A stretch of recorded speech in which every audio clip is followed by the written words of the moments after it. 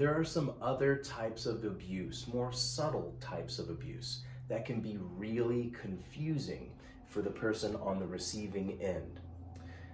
A part of what makes this really confusing is that when there is not physical contact that leaves behind a bruise or a scratch or some type of mark on the skin that reminds us this is where the incident happened and this is where the pain happened. When it is a more emotional, verbal, or psychological thing going on, it can be much more confusing. So we went ahead and mapped out a cycle of abuse to just make this as clear as possible. There are four main elements of a cycle of abuse that we're going to talk about. One is baseline. This is usually the bulk of the time of a relationship where you're not really thinking about there being incidents. Especially the person who's behaving on the other side certainly doesn't act like there are incidents happening.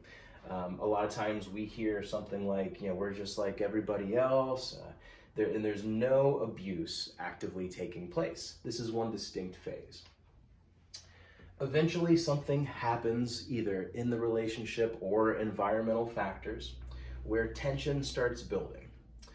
There is some degree of communication breakdown that both partners perceive, and the victim starts getting scared and placating the person who is prone to doing the abusing. Placating being trying to tell them what they think they want to hear in order to get less upset, to turn the tension down.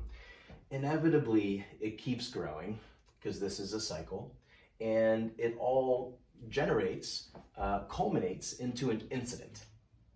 When the incident happens, this could be physical or sexual in nature and leave behind marks, or it could be verbal, emotional, psychological abuse happening, even spiritual abuse happening.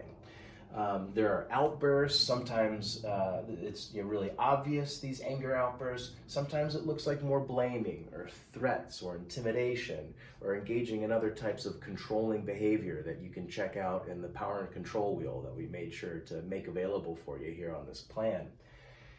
After this incident, it moves into the last phase.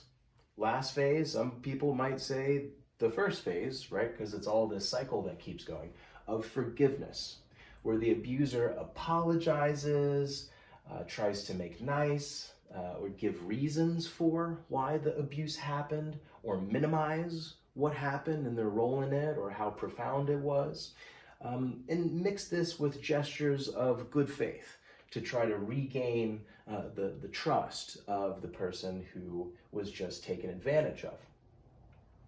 And then this rolls back into baseline when things cool down, and again, the incident's forgotten, just like everybody else, no abuse is actively happening.